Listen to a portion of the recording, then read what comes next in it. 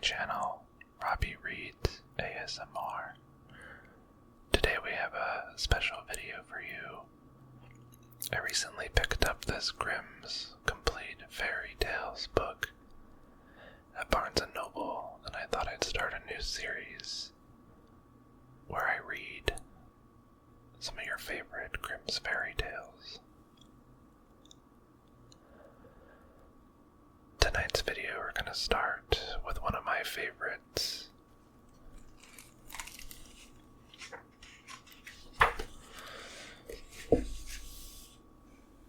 Rumpelstiltskin. So let's get started. Once there was a miller who was poor, but who had a beautiful daughter. Now it happened that he had to go and speak to the king, and in order to make himself appear important, he said to him, "I have a daughter who can spin straw into gold." The king said to the miller, "That is an art which pleases me well. If your daughter is as clever as you say, bring her tomorrow to my palace, and I will try what she can do." And when the girl was brought to him, he took her into a room which was quite full of straw, gave her a spinning wheel and a reel, and said, "Now set to work, and if by tomorrow morning early you have not spun the straw into gold during the night, you must die." Thereupon he himself locked up the room and left her in it alone. So there sat the poor miller's daughter, and for the life of her could not tell what to do. She had no idea how straw could be spun into gold, and she grew more and more miserable, until at last she began to weep. But all at once the door opened, and in came a little man and said, "Good evening, Mistress Miller. Why are you crying so?" "Alas," answered the girl, "I have to spin straw into gold, and I do not know how to do it." "What will you give me," said the mannikin, "if I do it for you?" "My necklace," said the girl. The little man took the necklace, seated himself in front of the wheel, and whir, 3 turns, and the reel was full. Then he put another on, and whir, 3 times round, and the second was full too. And so it went on until the morning, when all the straw was spun, and all the reels were full of gold. By daybreak the king was already there, and when he saw the gold he was astonished and delighted, but his heart became only more greedy. He had the miller's daughter taken into another room full of straw, which was much larger, and commanded her to spin that also into one night if she valued her life. The girl knew not how to help herself, and was crying, when the door opened again, and the little man appeared and said, "What will you give me if I spin that straw into gold for you?" "The ring on my finger," answered the girl. The little man took the ring, again began to turn the wheel, and by morning had spun all the straw into glittering gold.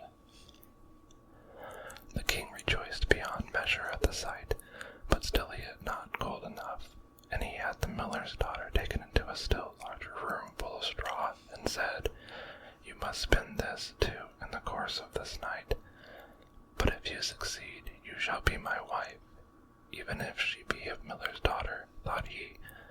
"I could not find a richer wife in the whole world." When the girl was alone, the mannikin came again for the 3rd time and said, "What will you give me if I spin the straw for you this time also?" "I have nothing left that I could give," answered the girl. "Then promise me, if you should become queen, your first child." "Who knows whether that will ever happen," thought the miller's daughter, and, not knowing how else to help herself in this strait, she promised the mannikin what he wanted, and for that he once more span the straw into gold. And when the king came in the morning and found all as he had wished, he took her in marriage, and the pretty miller's daughter became a queen. A year after, she had a beautiful child, and she never gave a thought to the mannikin, but suddenly he came into her room and said, "Now, give me what you promised." The queen was horror-struck, and offered the mannikin riches of the kingdom if he would leave her the child. But the mannequin said, "No, something that is living is dearer to me than all the treasures in the world." Then the queen began to weep and cry, so that the mannequin pitied her. "I will give you 3 days' time," said he. "If by that time you find out my name, then shall you keep your child."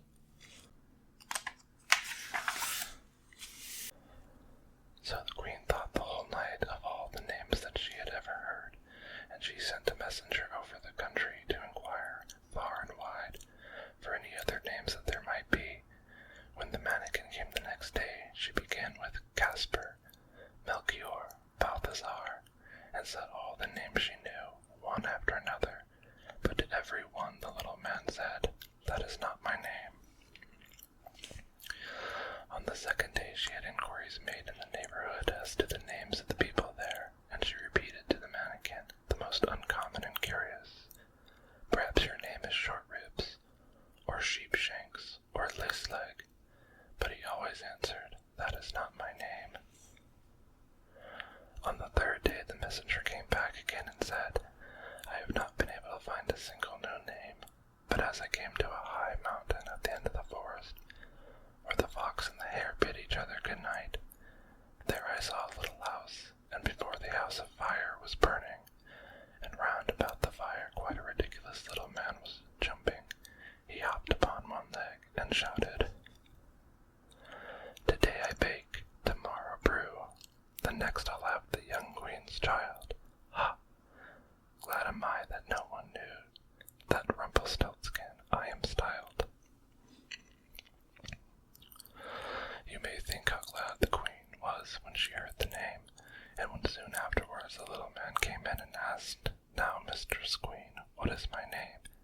At first she said, "Is your name Conrad?" "No." "Is your name Harry?" "No."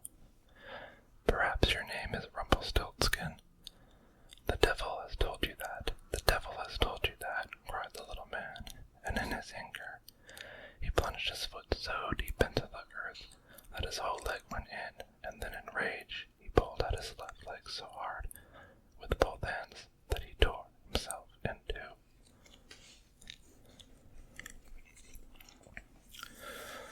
I like how we have these little images here in some of the stories.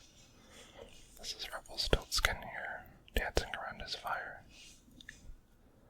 Round about the fire, quite a ridiculous little man was jumping. He hopped upon one leg and shouted. Here's another picture of him, but all at once the door opened, and in came a little man.